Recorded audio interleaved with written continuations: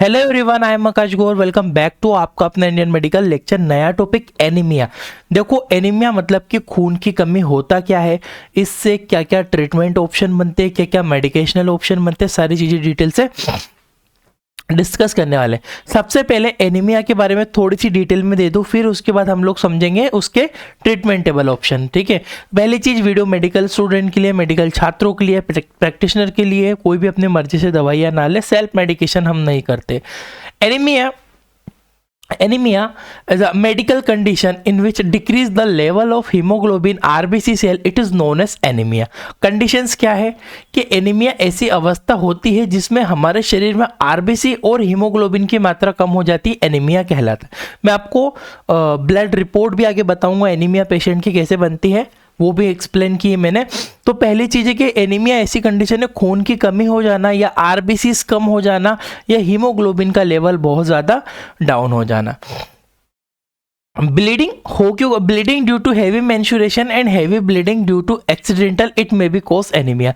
बोलना एनीमिया का कुछ कारण इसने बेसिक बताया है कि जब कभी किसी कारण से रक्त शरीर से ज़्यादा बह जाता है तो एनीमिया हो सकता है, जैसे कि एक्सीडेंट होने पर, किसी सर्जरी के समय, मासिक धर्म के समय, या रक्त का ज़्यादा बहाव होना। एक्सीडेंट हो गया, उसमें ब्लड बहुत ज़्यादा लॉस हो गया हो, उसके अलावा कोई सर्जरी की गई हो, उसके पहले जो ब्लड लॉस हो गया हो, तो उन कंडीशन में पेशेंट को एनीमिया हो सकता है।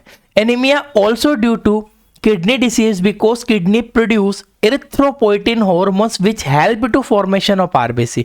देखिएगा, किडनी की बीमारी होने पर भी एनीमिया हो सकता है। बिल्कुल मेडिसिन हम आगे डिस्कस करने ही वाले हैं इसकी। ठीक है, बोला गया है किडनी खराब हो जाने पर भी एनीमिया हो सकता है क्योंकि किडनी एक विशिष्ट प्रकार का हार्मोन्स बनाती है जिसे एरिथ्रोपोइटिन कहते हैं। तो पेशेंट की डायग्नोसिस में आपको ये भी मेंशन करना है कि कोई किडनी रिलेटेड डिसऑर्डर तो पेशेंट को नहीं है। अब पेशेंट आया, आपने टेस्ट करवाया, खून की कमी निकली, एनीमिया, बट एनीमिया का एग्जैक्ट आपको कॉज तो पता करना पड़ेगा कि क्या रीजन से हो रहा है, किस टाइप का एनीमिया है, ये भी आपको देखना पड़ेगा, है ना। तो ये सारी चीजें देख के आप पता कर पाओगे। इसमें मेन चीज आप इसको ध्यान रखना है कि एरिथ्रोपोइटिन एक हार्मोन से जो कि किडनी से बनता है, वहां पर किडनी डिसऑर्डर होने पर ये प्रॉब्लम हो सकती है पेशेंट को। सिम्टम्स देखिएगा, एनीमिया में आपको बेसिकली क्या लक्षण देखने को मिलेंगे। पहला है फटिग, मरीज को अधिक थकावट रहेगी।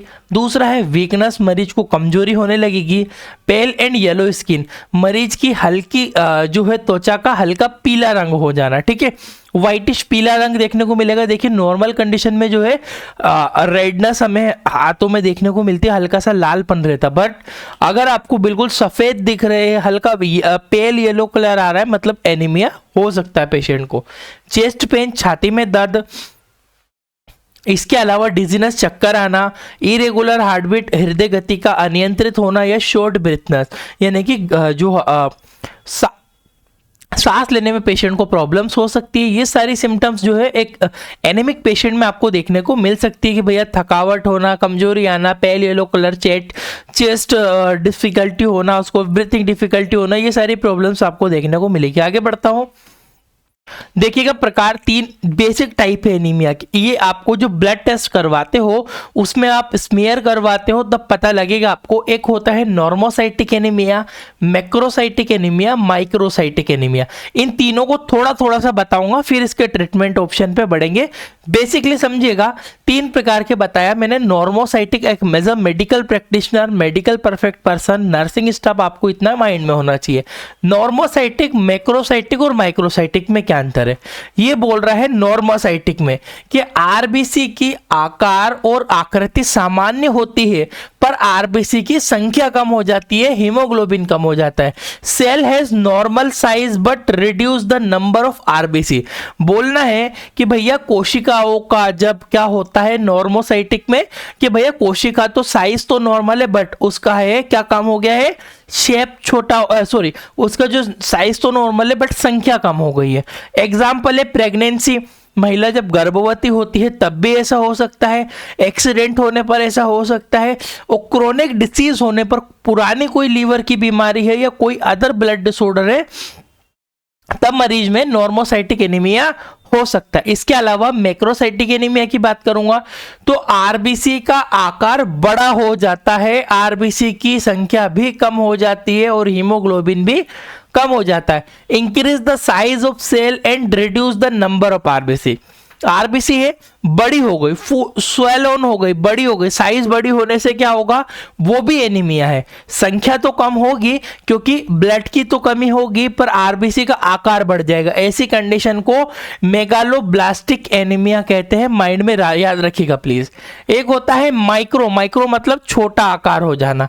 आरबीसी का आकार छोटा हो जाता है और आरबीसी की संख्या भी कम हो जाती है, हीमोग्लोबिन भी कम हो जाता है। तो आरबीसी का reduce the number and size and haemoglobin मतलब छोटी हो गई है आरबीसी, उसका नंबर कम हो गया। ऐसी कंडीशन को आयरन डेफिशिएंसी एनीमिया कहते हैं।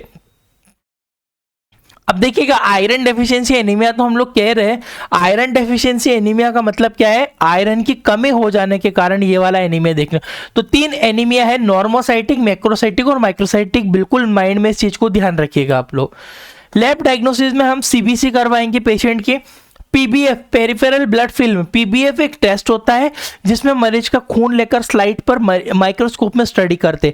उसमें देखते ये है कि आरबीसी बड़ी तो नहीं है, आरबीसी की साइज तो छोटी नहीं हो गई, श्रिंक तो नहीं हो गई वो, ये सारी उसकी मॉर्फोलॉजी को स्टडी हम लोग करते हैं।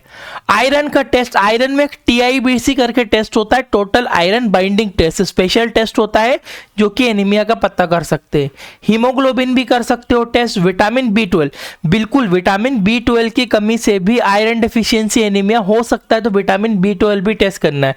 फोलिक एसिड का लेवल टेस्ट, तो बेसिकली एनीमिक पेशेंट आइडेंटिफाई होने के बाद ये हम उसको टेस्ट कुछ लिख के देंगे। अगर ये सारे पैरामीटर डाउन होते हैं, सारे पैरामीटर एबनॉर्मल आते हैं, तो पेशेंट की कंडीशन बन सकती है। एक रिपोर्ट, एक बेसिक रिपोर्ट ली है, एक ये नॉर्मल एनीमिया है, इसको हीमोग्लोबिन 12 आया है जबकि होना चाहिए 13, इसको 5 पॉइंट कम है, मतलब थोड़ा सा ही कम है, बट हाँ इसको अब यहां पर क्या होगा, एबनॉर्मल में हीमोग्लोबिन 10 आ जाएगा, 7 आ जाएगा, तो एनीमिक पेशेंट आप उसे कहोगे यहां पर, ठीक है। इसके अलावा आपकी रेड ब्लड सेल्स भी कम आएगी और भी बहुत सारी चीजें आपकी डाउन हो जाती है। तो एक बेसिक सी रिपोर्ट आप माइंड में याद रखिएगा। ट्रीटमेंट ऑप्शन पे बढ़ते हैं, बिल्कुल फॉलिक एसिड वगैरह आयरन के ही ऑप्शन बनते हैं, हेल्दी डाइट आप खा के मेंटेन कर सकते हो। फॉलिक एसिड की टैबलेट आती है, फेरस सल्फेट की टैबलेट ऑप्शन रहता है, फेरस ग्लूकानेट होता है और एपोइटिन इंजेक्शन आते। एपोइटिन कुछ इस तरह से इंजेक्शन होते हैं गाइस।